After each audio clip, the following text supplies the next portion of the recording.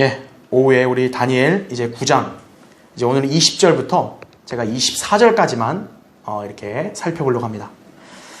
이제 지난주까지 해서는 이제 다니엘의 어떤 그런 기도의 내용들을 살펴봤습니다. 그렇죠?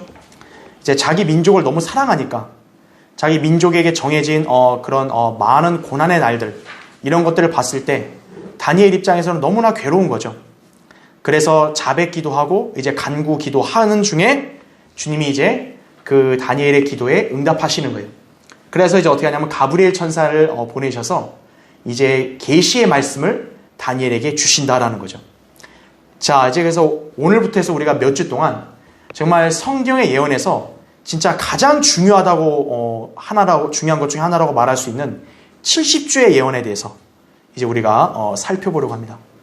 그러니까 여러분이 이 그 심오한 진리의 그 말씀을 여러분이 공부하다 보면 정말 하나님께서 예언을 성취하시는 걸 여러분이 직접 목도하게 되고 정말 놀라지 않을 수가 없다 이거죠. 놀라지 않을 수 없는 거예요. 하나님의 시간표가 어떻게 이렇게 놀랍게 움직이는가, 이 70주의 예언을 통해서 우리가 볼 수 있습니다. 그래서 이 70주의 예언은 이게 사실은 제가 한 주에 다 간단하게 하기보다는 좀 몇 주로 나눠서 여러분들하고 좀 자세하게 내용을 좀 살펴봄으로써 여러분들의 이해를 좀 더 이렇게 돕고 또 여러분도 공부를 하면서 더 많이 깨닫게 하는 그런 계기가 되었으면 좋겠습니다. 자, 그래서 이제 초림과 재림에 관한 예언들이 이제 같이 나오는 이제 이 계시의 말씀이 시작되려는 찰나예요. 자, 20절부터 23절까지를 먼저 보겠습니다. 내가 말하고 기도하고 나의 죄와 내 백성 이스라엘의 죄를 자백하며 내 하나님의 거룩한 산을 위하여 주 나의 하나님 앞에 내 간구를 드리고 있을 때, 곧 내가 기도로 말하고 있을 때 내가 처음에 환상에서 보았던 그 사람 가브리엘이 빨리 날아와서 저녁 예물을 드릴 즈음에 나를 어루만지더라. 그가 내게 알려주며 나와 함께 말하였는데 말하기를, 오 다니엘아, 내가 이제 내게 지혜와 명철을 주려고 나왔느니라. 내가 간구하기 시작할 때 명령이 나왔기에 내가 내게 알려주려고 왔느니라. 이는 내가 크게 사랑을 받음이니 그러므로 그 일을 깨닫고 그 환상을 숙고할지니라. 이렇게 말씀하고 있습니다. 자, 교환을 보세요. 첫 번째, 내가 말하고 기도하고, 지금 다니엘이 지금 고백하는 거예요. 내가 말하고 기도하고 또 자백하며 간구를 드리고 있을 때 어떻다는 거예요? 가브리엘 천사가 날아왔다는 거예요. 자, 문맥상으로는 다니엘의 기도는 다 끝났다기보다는 연장선에 있는 거예요. 연장선에 있는데 이제 아직 끝나지 않은 상태에서 갑자기 기도가 중단되었죠. 왜냐하면 가브리엘 천사가 갑자기 그에게 찾아왔기 때문이다 이거죠. 자, 그러면 기도를 하고 있는 중간에 간구를 한참 하는 중에 하나님께서 가브리엘 천사를 보내셨다 이거죠. 왜 보냈냐 했더니 23절에 나온 대로 다니엘에게 지혜와 명철을 주려고 왔다고 그렇게 말씀하십니다. 그러니까 다니엘의 입장에서는 그 많은 날들이 도대체 언제까지인가, 그렇죠? 본인이 성경의 책들을 통해서 우리가 지난주에 배웠잖아요. 예레미야가 말한 70년 포로, 그것만 알았는데 과연 더 많은 날들이 있다고 하니 그게 언제까지냐, 이거에 대한 계시를 이해할 수 있는 지혜와 명철을 주려고 왔다, 지금 이런 거죠. 그렇죠? 그래서 보세요. 괄호 1번, 가브리엘 천사는 다니엘이 기도하면서 간구하기 시작할 때 하나님의 명령을 받고 그에게로 왔다고 말한다 이거죠. 그러니까 하나님께서 어때요? 다니엘의 기도를 다 듣고 계시는 거예요. 듣고 계시고 이제 간구하려는 걸 이미 아시니까 어때요? 그에 맞게 지금 가브리엘 천사를 보낸 거죠. 예. 다니엘이 금식하고 기도하기 시작했죠. 3절에는 우리 여기 9장을 볼 때 또 기도하면서 계속 죄의 자백을 했죠. 그러다가 16절에 오 주여 하고 이제 간구로 바뀌기 시작했죠. 자, 그 찰나에 하나님께서 가브리엘에게 명령을 주신 거예요. 그 명령이 곧 다니엘에게 지혜와 명철을 계시해 주라고 말씀하신 것이다 이거죠. 그러니까 하나님께서요, 성도들의 기도를 다 듣고 계시고 그 성도가 무엇을 구하려고 하는지도 이미 알고 계세요. 다니엘에게 딱 그에 맞게 계시를 알려주시려고 어때요? 그 지혜와 명철을 주려고 이제 하나님이 움직이신 거죠. 그러니까 어떻게 보면 다니엘의 기도는 좀 빨리 응답됐다고 봐야 돼요. 이미 주님이 다 아시니까 간구 시작할 때 바로 이제 하나님께서 아예 명령을 천사에게 하신 거죠. 자, 괄호 2번 보세요. 하나님의 말씀과 계시를 이해할 수 있는 지혜와 명철은 오직 누구로부터만 오는 거예요? 하나님께로부터만 온다 이거죠. 자, 그럼 가브리엘 천사가 지금 왔다 그랬잖아요. 가브리엘 천사는 단지 하나님께로부터 예언과 계시를 받아서 다니엘에게 전달하라는 명령을 수행한 것뿐이다 이거죠. 따라서 성도가 하나님의 말씀들의 심오한 진리나 계시는 결코 어떤 천사나 인간에 의해서 알 수 있는 것이 아니다라는 걸 알아야 돼요. 보통 교회들은 어때요? 특별한 계시나 지식을 무슨 환상을 통해서 알아야 된다 그러잖아요. 그런 게 아니라는 거죠. 성령님께서 조명을 비춰주셔서 아는 거예요. 지금 이 상황은 우리 상황과 좀 다른 거예요. 다니엘은 구약적 상황에 있으니까 하나님께서 어때요? 천사를 보내서 이렇게 계시를 알게 하시는 거죠. 예. 다니엘이 모르니까 70년밖에 모르는 상황이었으니까 그 계시를 알려주려고 가브리엘 천사를 보내신 거고, 가브리엘 천사는 그 명령을 수행한 것뿐이지 진정한 그런 지혜와 명철을 주시고 계시해 주신 분은 하나님이시다는 거죠. 어떤 천사에 의해서 마치 계시를 받은 것으로 속이는 종교들은 모두 가짜라는 거 아셔야 돼요. 천사 운운하잖아요. 대표적인 게 누구냐면 이슬람교예요. 이슬람교의 그 마호메트 있잖아요. 마호메트는요, 자기가 그 천사 가브리엘을 만나가지고 계시를 받았다고 거짓말했거든요. 근데 마호메트가 뭐라 그랬냐면 그 가브리엘이 날개가 600개가 달렸대요. 그런 천사가 와서 자기한테 계시해줬다고. 거짓말하는 거죠. 천사가 계시해주는다는 말은 성경 어디도 없어요. 성경을 계시해 주시는 분은 성령님이세요. 그렇죠? 네. 그래서 괄호 3번 보세요. 그리스도인은 성경에 계시되어 있는 하나님의 말씀들을 이해하기 위한 지혜와 명철을 어떤 천사나 다른 존재에게 구할 필요가 없다라는 거죠. 네. 그러니까 막 기도하면서 천사를 통해 알려주십시오. 그런 기도하면 안 되는 거예요. 그건 헛소리 하는 거예요. 우리 안에 계신 성령님께서 어때요? 우리를 가르쳐 주시는 거죠. 그래서 성령님을 뭐라고 얘기해요? 요한복음 16장 13절에 보면 진리의 영이라고 하시나, 진리의 영. 그리고 우리에게 말씀들을 알려주시고 가르쳐 주신다고, 기억나게 하신다고 요한복음 14장 26절이나 16장 14절에 그렇게 말씀하신 것이. 여러분 나중에 거기를 한번 찾아서 읽어보시면 아하, 내가 성경의 말씀을 이해하고 깨닫는 것이 성령님이 알려주시는 거구나. 그렇게 여러분 보시면 된다는 거죠. 그렇죠? 자, 그래서 이제 다니엘에게 이 계시를 하나님께서 가브리엘을 통해 알려주시는 거예요. 자, 교환 두 번째 보세요. 내가 간구하기 시작할 때 명령이 나왔기에 내가 내게 알려주려고 왔느니라. 23절에 말씀합니다. 이건 지금 천사 가브리엘이 다니엘에게 한 말이에요.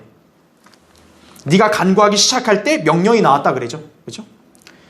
자, 다니엘의 기도가 얼마나 이어졌는지 여기에는 언급되어 있지 않지만 이제 우리가 나중에 10장을 배울 때요. 10장을 보면 기도가 무려 얼마까지 계속되냐면 21일 동안 계속돼요. 3주. 자, 주님께서 다니엘의 기도를 응답하시는데 이처럼 어때요? 시일이 걸렸다라는 거죠. 예. 그러니까 간구하기 시작할 때 명령은 떨어졌지만 어때요? 실제로 이렇게 확실하게 와서 할 때까지는 시간이 걸린 거예요. 그만큼. 그죠? 자, 보세요. 괄호 1번. 성도가 하나님께 기도를 드렸는데 어떤 기도는 끝나기도 전에 하나님께서 응답하시는 수도 있는가 하면 어떤 때는 상당한 시간이 지난 후에야 응답되는 수도 흔하다라는 거죠. 여기서 상당한 시간이란 하루일 수 있고 한 달, 1년, 10년 그보다 더 아니면 길 수도 있는 거예요. 제가 예전에 기도 한번 특강할 때로 말씀드렸죠. 하나님께 성도의 기도에 응답하실 때 세 가지예요. yes, no, 아니면 기다려라 이거예요. 그러니까 기다리라는 말이 응답이 왔다면 기다려야 되는데 그것이 완전히 응답될 때까지는 시간이 걸릴 수 있다는 거죠. 그러니까 여러분이 기도를 딱 한 번 하고 이제 더 이상 끝나는 게 아니라 그래서 어때야 돼요? 다니엘처럼 계속 해야 되는 거예요. 기도를. 하나님께서 확실한 응답을 주기 전까지는 기도해야 되는 거예요. 그럼 노라고 했으면 어떻게 해야 돼요? 하지 말아야 돼요. 그 기도는. 그렇죠? 노라 했으면 다른 기도를 해야 되는 것이.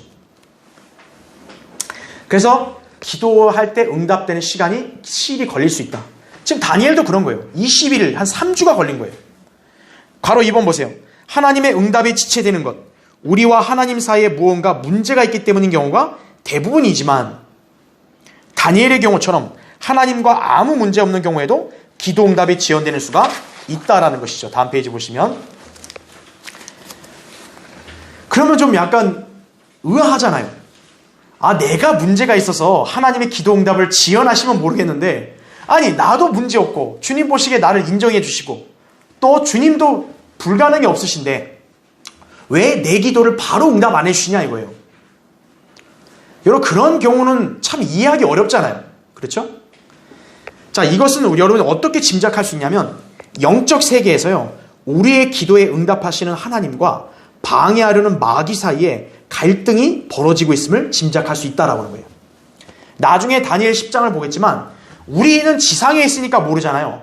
저 하늘에서는 어때요? 영적 세계에서는 우리가 전혀 이해하지 못하는 그런 엄청난 일들이 벌어지고 있다는 거예요. 여러분이 주님께 기도를 하잖아요. 그럼 기도가 하늘에 하나님께 올라가야 될 거 아니에요. 그럴 때 어때요? 하나님이 그걸 듣고 응답하는 데 있어서 공중권세 통치자가 누굽니까? 마귀죠. 마귀가 공격을 하는 거예요. 그래서 다니엘도 지금 하나님께서 기도 응답하실 때 이런 시간이 걸린 거예요. 자, 이런 어떤 그 심오한 그런 영적 세계에 일어난 일들은 나중에 살펴보기로 하고, 어쨌든 여러분이 알고 계셔야 될 것은 왜 내 기도의 응답이 지연되느냐, 시간이 왜 걸리느냐, 뭔가 하나님께서 일하시려고 할 때 마귀가 자꾸 방해한다는 거예요. 그러니까 때로는 성도들 중에서 어떤 기도가 응답이 지체되잖아요. 뭔가 엄청난 일이기 때문에 그런 걸 수도 있는 거예요. 마귀가 방해한다 이거죠. 그렇죠. 네.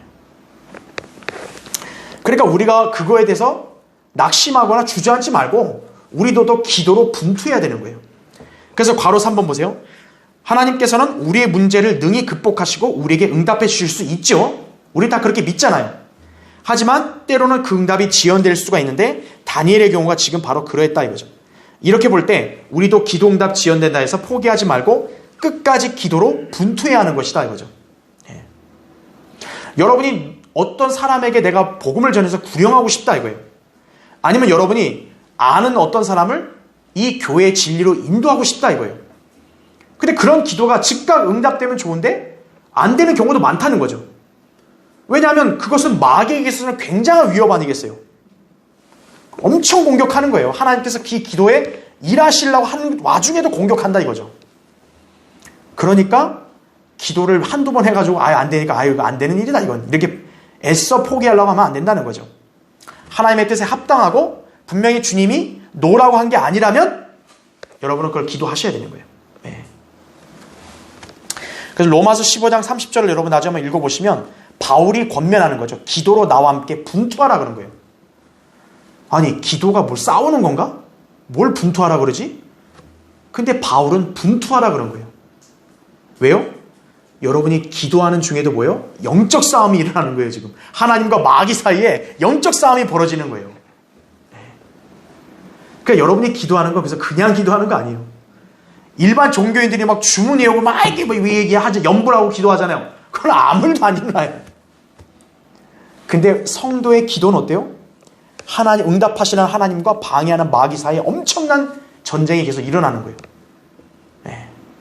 그러니까 여러분이 기도로 분투하셔야 되는 거죠. 그런 자세로 기도하셔야 되는 거예요. 자, 괄호 4번 보세요. 다니엘은 하나님께로부터 크게 사랑을 받음으로 인해 가브리엘 천사가 빨리 날아와서 그에게 지혜와 명철을 주려고 했다라는 거죠. 23절 말씀에도 나오죠. 내가 크게 사랑을 받았다 그러죠. 그러니까 다니엘은 참 하나님이 사랑하신 사람이에요. 여러분 구약 성경에서 하나님께서 딱 인정하신 의인들 세 사람이 누군지 아세요? 노아하고 다니엘과 욥이에요.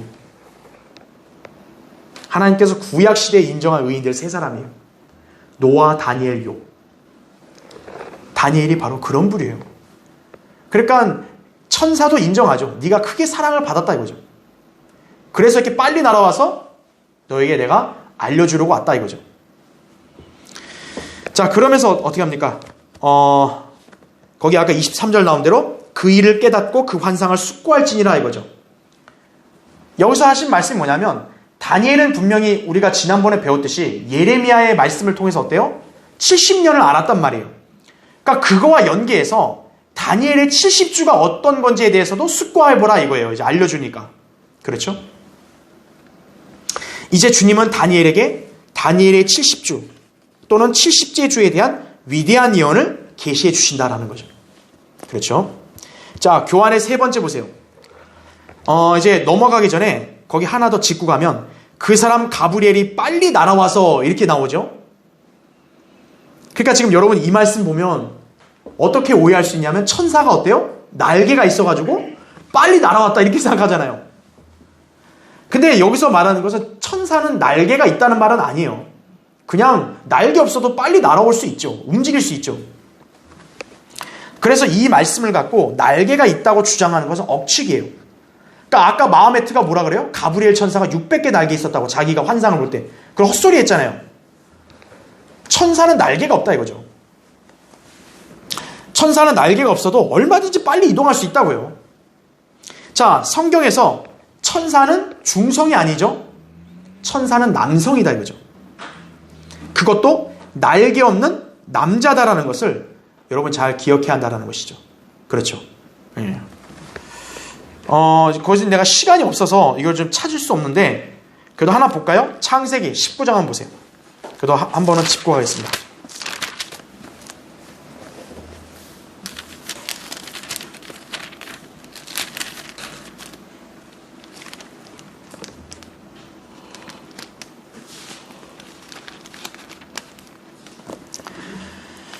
자, 창세기 19장 거기 1절 보세요. 저녁 때 두 천사가 소돔에 오니 그죠?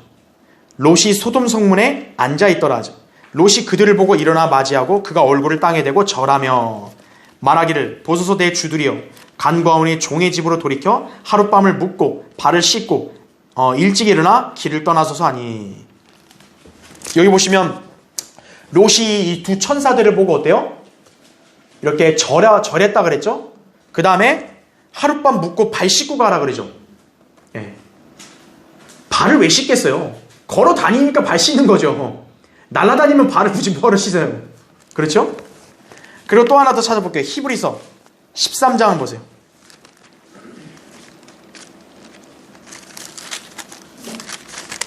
히브리서 거기 13장.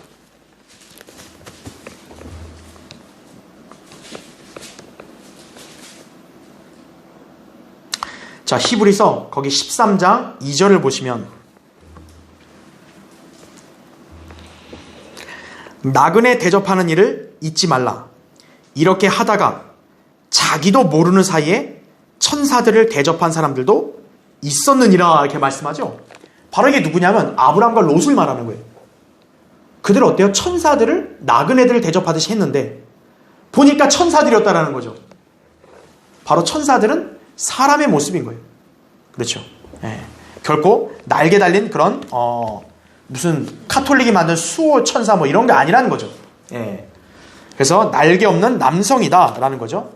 그래서 천사는 마치 순간이동하듯이 빨리 움직일 수도 있는 거예요. 예. 그러니까 그런 개념이지 날개가 있다는 말은 아니다. 여러분 이렇게 알고 계시면 되겠습니다. 자, 다시 다니엘 9장 24절로 다시 넘어올게요. 자, 이제 지금부터 할 주제는 굉장히 중요한 주제입니다. 그래서 오늘은 이제 시간 관계상 이제 간략하게만 24절만 보고 다음 시간부터는 이제 70주에 대한 그 예언을 구체적으로 이제 분석을 할 것이에요. 자, 거기 24절 보세요. 70주가 내 백성과 내 거룩한 도성에 정해졌나니 허물을 끝내고 죄들을 종결시키며 죄악의 화해를 이루고 영원한 의를 가져오며 그 환상과 예언을 봉인하고 지극히 거룩한 이에게 기름 부으려 함이라 이렇게 말씀하고 있죠. 자, 다니엘은 그 많은 순환의 날들이 있다라는 걸 알아가지고 그때 괴로워했잖아요. 이제 그거에 대한 계시를 해주는데 70주가 정해졌다 그러죠. 다니엘의 70주라고 그래서 이렇게 우리가 보통 명명을 하죠. 자, 그래서 거기 교환을 보세요. 첫 번째 자, 70주가 이스라엘과 예루살렘에 정해진 목적은 다음 7가지다 그랬어요. 아까 우리 24절 읽을 때 내 백성과 내 거룩한 도성이라 그랬죠? 거룩한 도성은 당연히 어딜 말해요? 예루살렘을 말하는 거죠. 그러니까 이스라엘과 예루살렘에 70주가 정해진 목적이 7가지예요. 거기 보면 1번, 먼저 허물을 끝낸다 이거죠. 2번, 죄들을 종결시킨다는 거죠. 그러니까 이스라엘의 죄들을 다 이제 종결시킨다라는 거예요. 이스라엘의 죄들이 다 용서받는 거죠. 그러니까 다니엘이 간구했잖아요. 자기 백성 이스라엘 죄를 용서해달라고. 그 죄들이 종결된다 이거죠. 70주가. 끝에, 그렇죠?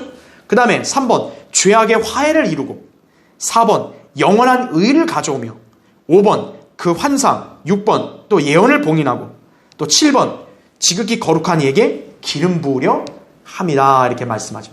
7가지 목적이 70주가 정해진 목적이에요. 바로. 그러니까 여기에 보면은 핵심이 뭐냐면 이스라엘의 허물을 끝내고 죄를 종결시키고 용서하는 거예요. 70주가 정해졌다라는 거죠. 그러니까 이 70주가 차는 때야말로 모든 것들이 종결되는 실로 장엄한 시점이 아닐 수 없다라는 거예요. 자, 2번째 보세요. 이제 교환에 다니엘의 70주, 예수 그리스도의 재림의 때를 내다보는 열쇠가 된다는 거죠. 왜냐하면 예수 그리스도가 재림할 때 이제 이스라엘이 회복되는 거 아니에요. 그렇죠?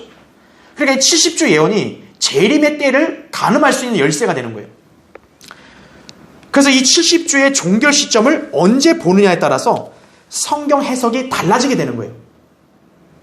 그런데 참 안타까운 게 뭐냐면 수많은 성경 주석가들, 후천년, 무천년주의자들이 성경적 근거 없는 사사로운 해석으로 교리적인 오류를 퍼뜨렸다는 거예요. 우리 오늘 오전 성경 공부 때 배웠잖아요. 전천년주의, 후천년, 무천년주의 차이가 뭐예요? 재림의 의의가 다르다는 거죠. 그러니까 이 사람들은 재림에 대한 관점이 워낙 잘못되게 알고 있으니까 이 후천년, 무천년주의자들이 다니엘 70주도 해석을 못하는 거예요. 잘못하는 거예요. 그래서 자, 그러면 어떻게 해석하는지 볼게요. 괄호 1번 보세요. 후천년, 무천년주의자들은 70주가 예수 그리스도의 초림과 함께 종료되었다고 해석하는 거예요. 자, 왜 그들이 이 초림 때 이거를 다 성취됐다고 말하냐면 그럴듯해요. 근거가. 왜냐하면 아까 24절 보니까 뭐라고 나왔어요? 허물을 끝내고 죄들을 종결시키며 죄악의 화해를 이루고 영원한 의를 가져오며 그랬죠. 이게 갈보리에서 성취됐다고 이렇게 해석하는 거예요. 그리고 또 보면 그 환상과 예언을 봉인한다 그랬잖아요. 이게 구약의 예언들이 종결된 거라고 말하는 거예요. 그러면서 지극히 거룩한 이에게 기름 부으려 함이라 그랬죠. 이거를 예수님 침례받은 걸로 해석하는 거예요. 엉터리죠, 엉터리. 근데 완전 엉터리가 아니라 부분적으로는 맞는 게 있어요. 나머지가 틀려버린 거죠. 자, 왜 그런지 볼게요. 바로 2번. 그들은 이스라엘에게 이루어지기로 된 약속들이 모두 미래의 일들인지라 그것들을 모두 영적으로 해석하고 과거지사로 다루고 있다는 거죠. 제가 후천년, 무천년주의 강의할 때 그랬잖아요. 그들은 이미 과거의 구약이나 십자가 사건은 이미 다 이루어졌기 때문에 그거는 부정할 수 없어요. 그러니까 그거는 사실로 인정하면서 어때요? 앞으로 있을 미래의 예언에 대한 일들은 다 영적으로, 비유적으로 해석한다는 거죠. 재림을 안 믿으니까. 그들은 성경에서 말씀하는 미래의 예언들을 거부한다 이거죠. 그래서 그들은 성경의 예언들을 모두 영적으로 해석하는 거예요. 그러니까 이스라엘 회복되는 것도 어때요? 영적으로 해석하는 거예요. 아, 이건 영적 이스라엘 교회다. 이런 헛소리 하는 거죠. 자, 괄호 3번 보세요. 물론 본문이 초림 때 부분적으로 성취된 것도 있다 이거예요. 사실 맞아요. 왜냐? 예수님의 갈보리 십자가 사건이 뭐예요? 인류의 죄들을 사해 주시는 거 아니에요. 그렇죠? 그리고 예수님의 십자가 사건을 믿고 그분의 보혈로 죄사함 받은 성도는 어때요? 실제로 죄악의 화해를 이뤘죠. 그렇죠. 허물이 끝난 거 아니에요. 그런데 중요한 게 있어요. 영원한 의를 가져오시는 것, 이것은 과거에 성취가 안 됐어요. 여기 보면 24절에 아까 70주 얘기할 때 영원한 의를 가져온다 그랬잖아요. 근데 지금 이스라엘을 비롯한 세상에 영원한 의가 완전히 임했어요? 아니죠. 예수님이 초림 때 일단 어땠어요? 그분이 의로 왔는데 백성들이 그분을 어떻게 했어요? 거부했잖아요. 그래서 이스라엘에는 그런 의가 온전히 임하지 못했죠. 이사야 53장 3절 말씀을 보면 그분은 거부당하셨다고요. 네. 그러니까 영원한 의를 이스라엘에 가져오질 못한 거예요. 그들이 거부했기 때문에. 그래서 이 70주의 예언이 초림 때 성취됐다고 말하는 것은 잘못된 거예요. 거짓말이에요.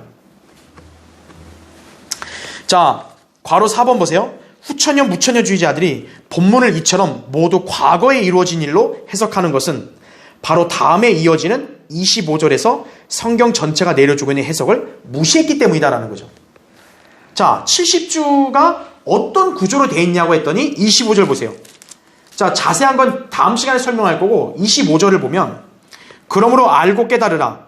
예루살렘을 복원하고 건축하라는 그 명령이 나오는 때부터 메시아 통치자까지.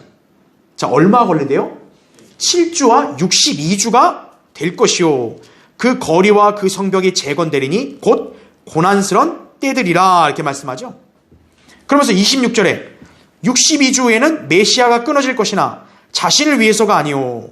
또 장차 올 그 통치자의 백성이 도성과 성소를 파괴하리니 그 끝은 홍수로 뒤덮일 것이요 그 전쟁의 끝에는 황폐함이 정해졌느니라 이렇게 말씀하죠.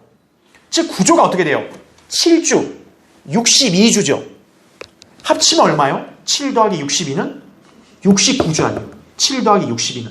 그러니까 69주가 되면 어때요? 메시아 통치자가 끊어진다는 거예요. 그러면 70번째 주, 남은 한 주 있잖아요. 그럼 그게 어떻게 된 거예요? 아직 안 이루어졌다라는 거죠. 그러면 그 남은 한 주에는 어떤 일이 있냐 했더니 바로 아까 우리 26절 읽은 대로 장차 올 그 통치자가 어때요? 도성과 성소를 파괴한다는 거죠. 이제 또 내가 나중에 또 강의하겠지만 여기 장차 올 통치자를 일반 교회들은 예수 그리스도라고 해석을 해요. 그러니까 엉망이 되는 거예요. 근데 여기서 우리가 기억해야 될 게 아까 26절에 메시아는 분명히 글씨가 고딕체죠.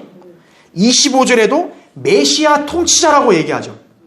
그러니까 메시아 통치자는 예수 그리스도예요. 그렇죠? 하지만 26절에 보면 장차 올 통치자는 뭐예요? 메시아가 아니라는 거죠. 이건 다른 존재인 거예요. 바로 적그리스도라고요.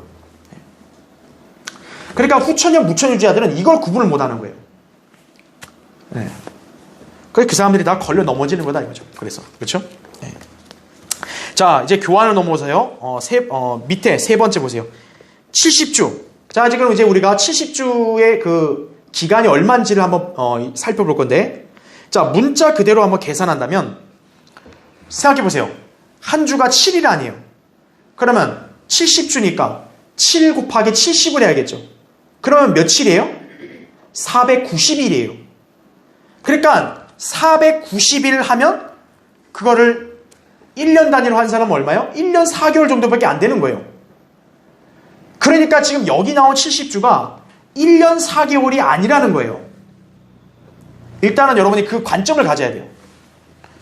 자, 왜 그러냐면 그 다음 페이지 보세요. 자, 지금 70주가 정해졌다 했는데 70주의 시작이 언제냐 이거예요. 시작이. 그 시작이 보니까 25절 보면 예루살렘을 복원하고 건축하라는 그 명령이 나오는 때부터 시작한다 그러잖아요. 그렇죠? 그러면 예루살렘을 복원하고 건축하는 명령이 나오는 때가 언제냐 하면은 이제 결론을만 이제 말씀드리면 느헤미야 때예요. 느헤미야 때부터 해서 그럼 만약에 이게 70주가 490일이라고 하면 그리스도의 초림까지 몇 년이에요? 400년이잖아요. 근데 어떻게 400년이 490일에 되냐 이거예요. 안 되죠. 예루살렘을 복원하러 건축하는 명령이 이제 유대인들에게 나왔을 때부터 그리스도의 초림까지가 대략적으로 한 440년 이상이 된다고요. 그런데 70주가 490일이라고 하면 이거는 기간이 아예 안 맞잖아요. 그래서 여기에 70주는 결코 문자적으로 490일을 말하는 게 아니다라고 여러분 알고 계셔야 돼요.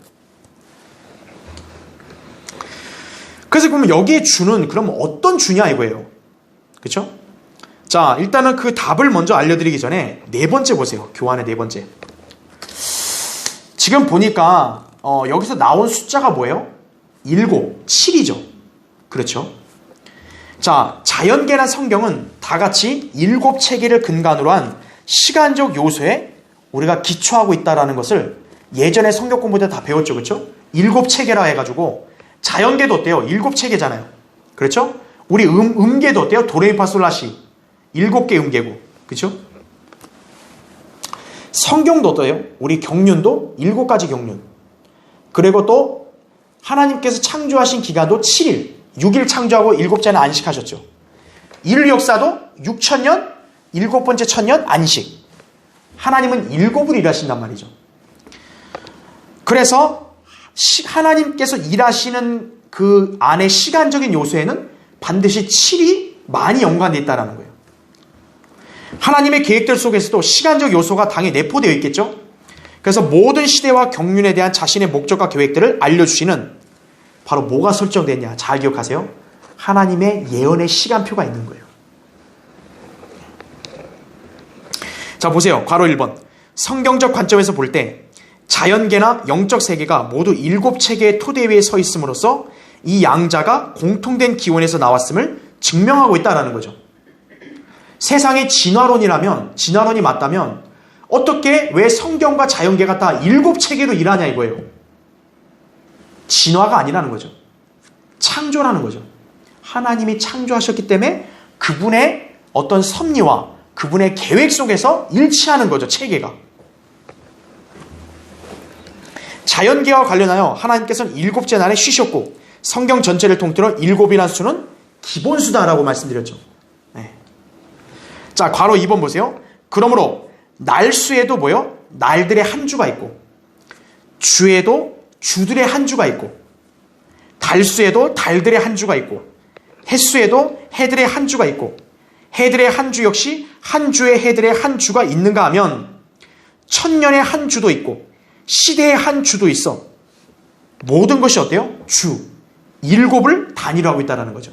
그러니까 성경에는 뭐 주들의 주, 뭐 날들의 주, 그게 다 7으로 기준을 한다 이거예요.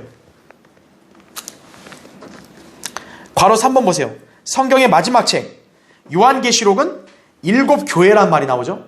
7 봉인, 7 나팔, 7 인물, 7 호리병, 7 파멸, 7 새로운 것 등등 모든 것이 7체계로 되어 있다라는 거죠. 그래서 7은 완전수다라는 거죠. 그래서 제가 예전에 숫자 강의할 때 그랬잖아요. 이방인들은 10을 완전으로 생각하잖아요. 100% 뭐 그러잖아요. 하지만 성경은 완전수가 7이다라는 거죠. 7. 자, 괄호 4번 보세요. 예수님의 제자들이 이스라엘의 왕국을 회복하는 시기에 관해 질문을 했어요. 사도행전 1장에 보면 이제 그 제자들이 궁금해서 예수님께 물어봤거든요. 주여, 이때 그 왕국을 회복하시겠나이까? 그랬어요. 그랬더니 예수님이 어떻게 말씀하셨냐면 너희에게는 그때나 시기를 알게 하신 것이 아니요 아버지께서 자신의 권한에 두셨느니라 이렇게 말씀하셨어요. 사도행전 1장 6, 7절에. 지금 이스라엘은요 왕국을 구할 때 지금 우리 교회같이 무슨 영적 왕국을 구한 게 아니라 실제 물리적인 왕국이 언제 임하냐고 물어본 거예요. 그럼 만약에 저 무천년 주자 후천년 주자처럼 왕국이 문자적인 게 없다면은 예수님이 어떻게 답변해야 돼요? 니들이 착각하고 있구나. 왕국이 실제로 임하는 거 아니고 영적이다 이렇게 말씀하셔야 될 거 아니에요. 근데 주님은 어때요? 그들의 질문에 대해서 잘못됐단 말 안 하세요. 그 말인즉 뭐예요? 왕국이 곧 된다는 거예요. 그런데 때나 시기는 너희에게는 알게 하지 않았다라는 거죠. 오직 누구의 권한에만 있다는 거예요? 아버지의 권한에만 있다 이거죠. 그러니까 아버지 하나님의 계획 속에는 어때요? 시간적 요소가 다 있는 거예요. 하나님은 인간들처럼 무슨 즉흥적으로 일하고 즉흥적으로 말하는 분이 아니라는 거죠. 그분이 말씀하시고 일하시는 모든 계획과 역사 속에는 늘 시간적 요소가 있는 거예요.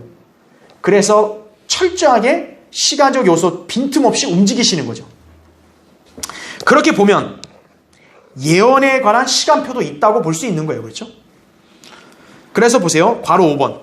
하나님께서 창조하시고 운행하시는 우주 전체와 그분께서 계획하신 일들에는 바로 뭐가 있다는 거예요? 정해진 시간표가 있으면 알 수 있다는 거죠.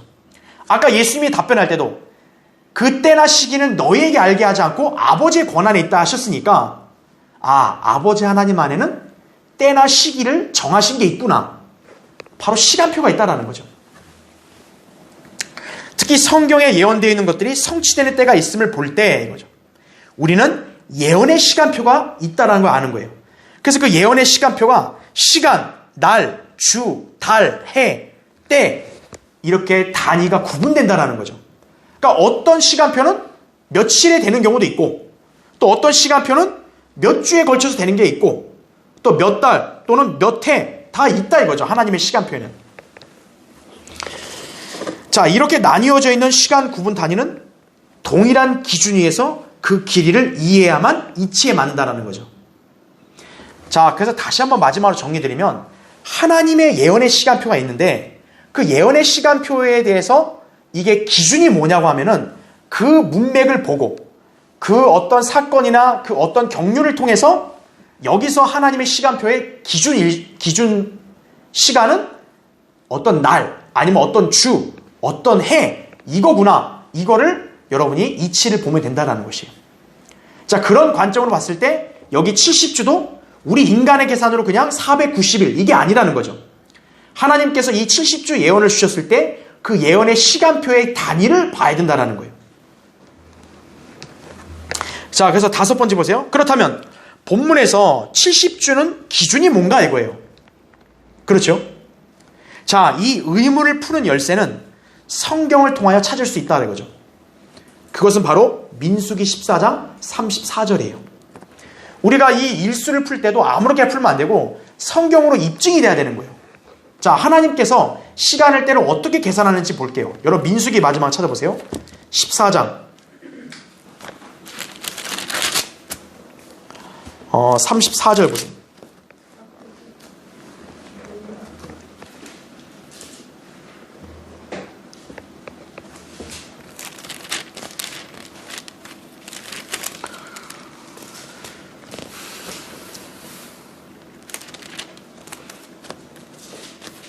자, 민수기 14장 34절 보시면 너희가 그 땅을 탐지한 날수를 따라. 자, 지금 이 문맥이 여러분 잘 아시죠? 이제 카나안 땅을 정탐하라고 정탐꾼들을 보냈더니 와서 이 악한 보고만 하는 거예요. 10명이 악한 보고하고 여호수아 칼렙만 선한 보고한 거예요. 근데 백성들의 여론이 다 어딜 따라가요? 다수인 10명의 정탐꾼을 따라가는 거예요. 예. 그 하나님께서 진노하셔서 어때요? 이제 이들은 광야에 다 쓰러지게 하겠다 그런 거죠. 그래서 광야 생활, 자 보세요. 그래서 광야 생활을 무려 몇 년을 방황하게 됐냐. 거기 34절 보세요. 너희가 그 땅을 탐지한 날수를 따라 곧 40일에 하루를 뭐로 한대요? 1년으로 하여 40년간 너희가 죄악을 질지니 그리하여 너희가 나의 약속의 파기를 알리라 하라 이렇게 말씀하죠. 그러니까 정탐꾼들이 정탐한 기간이 며칠이었던 거예요? 40일이었던 거예요. 근데 그런 악한 정탐꾼들 너희 따라갔으니 똑같이 하나님께서 너희들을 대우하겠다. 그런데 40일을 그대로 한 게 아니라 뭐예요? 하루를 1년으로 쳐서 그래서 너희는 40년간 광야에서 방황하다가 죽을 거다 이거예요. 하나님께서 시간을 계산하실 때 이런 기준을 쓰셨구나. 여기서 증명이 되는 거죠. 자, 그렇게 보면 괄호 1번 보세요. 이 예언은 이스라엘이 실제로 광야에 방황하다가 정탐꾼들이 카나안 땅에 들어갈 때까지 40년이나 시간이 실제로 흐른 다음에야 이 심판이 성취되었다는 점에서 하루는 곧 1년이고 40일은 곧 40년에 해당했음이 정확하게 입증되었다는 거죠. 그러니까 사실은요, 나중에도 한번 제가 강의하겠지만 이스라엘 백성이 카나안 땅 그 정탐 보내고 진군을 앞뒀을 때요, 만약에 여호수아 칼렙이 전한 복음을 그대로 믿었다면, 그렇게 행했다면 그 사람들은 방황할 필요가 없었어요. 그러면 광야 생활은 한 대략 1년 몇 개월밖에 안 됐던 거예요. 그냥 그거 끝나고 바로 들어갈 수 있었던 거예요. 그런데 불순종했기 때문에 어떤 거예요? 그 1세대들을 다 죽게 하시려고 40년을 돌리신 거예요. 여러분, 그 시간이 얼마나 인간의 입장에서 아깝겠습니까? 그냥 하나님 약속을 그대로 믿기만 했다면 바로 들어가는 건데 무려 40년을 그 광야 거기서 그냥 뺑뺑이 돈 거예요. 계속 그냥. 여러분 광야가 뭐 좋은 데인가요? 완전 황량한 데인데 거기는. 참 안타까운 일은 비참한 일이죠. 하나님 말씀에 불순종하고 대적하면 어떻게 되는 거예요? 비참해지는 거예요. 그게 바로. 네. 그러니까 하나님의 처분에 대해서 인간이 항변하면 안 되는 거예요. 네. 자, 어쨌든 이제 거기까지만 보고, 그래서 괄호 2번 보세요. 이런 기준을 다니엘의 70주에 한번 적용해 보자 이거죠. 그럼 아까 70주가 70번의 일주일 아니에요. 그래서 우리가 아까 계산한 대로 490일이었잖아요. 그러면 하루를 1년으로 환산한다면 490년이 되는 거죠.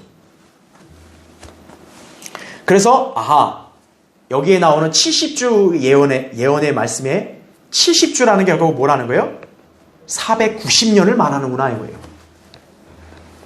이게 하나님께서 다니엘에게 알려주신 많은 순환의 날들인 거예요. 490년이라는 거예요. 다니엘은 뭐만 알았던 거예요? 70년만 안 거죠. 근데 70년하고도 몇 번 가야 돼요? 70년이 몇 번 이동해야 돼요? 7번이에요. 그것도. 그래서 숫자 7이 하나님의 예언의 시간표의 기준체계라는 거예요. 그러니까 이스라엘이 바빌론 포로 생활 70년은 하나의 예표에 불과한 거예요. 그 70년에 7번.